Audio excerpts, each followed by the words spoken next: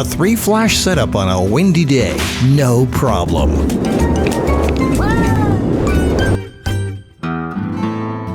Alright, last photo shoot of the day. We still had about 30 minutes of light on the rocks behind us, which is really beautiful. It was magic hour and we had to get some pictures. The sun was already behind a peak, so we were already in shade, but that's perfect for flash photography, so I'm in full control of the way I light her up. And as you know, on this trip, I'm using my favorite little tiny Godox AD100 flashes. Now, what's not so perfect is it's kind of windy. Even the little Osmo Action, which has got great stabilization, you can see it swaying around back and forth a little bit here in the wind. So on a day with windy gusts like this, most people would freak out and go, oh no, what am I going to do with my lights and my flashes? Well, these little AD100s, they don't catch any wind at all. I am not worried. These things are just, it's like they're not even there. Of course, I still use rocks to weight down the base of the stands just to make sure nothing's going to happen, so I'm not worried about these lights. I'm using a 3-light setup, one on each side of her face and one coming from the side as a rim light.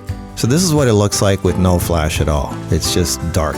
And this is what it looks like with a flash. Look at the difference. This is just little tiny AD100s. And they're not even close to full power. They were like 1/8 or 1/16. Matter of fact, by the end of the photo shoot, I was down to 1/256 on some of these. But look at this lighting. So you don't need big heavy equipment to take great pictures on location. People also think they need softboxes and umbrellas and big modifiers to take great pictures. No, you don't. These are just bare flashes. And look at the pictures you can get. The camera is my favorite lightweight Panasonic Lumix G7. It's a micro four thirds camera that weighs almost nothing. And the lens is the amazing 25 1.4. Now the G7 does not do high-speed sync, but that's perfect for people who want to travel really light and take these little tiny AD100s. Now these little AD100s can do high-speed sync, but remember, high-speed sync cuts your flash power in half, wears out your batteries, and runs down your flashes a lot faster. So if you want to travel really light and small, learn to shoot without high-speed sync. 1/160th of a second in this case is more than good enough for what I'm doing.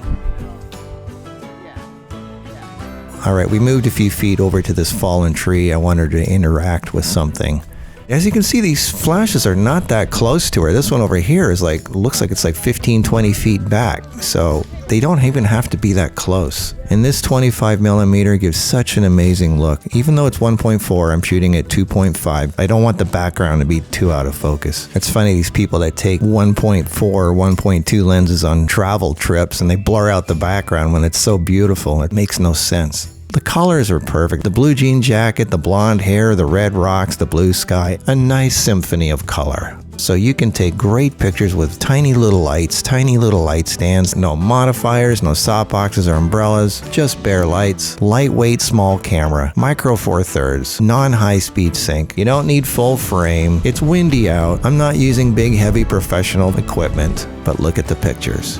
You just gotta know photography, good lighting, correct exposure, and look at what you can get. I hope this inspired you to take great pictures or video with whatever you have. Alright, we earned our dinner in our favorite little area of Sedona. We'll see you in the next video.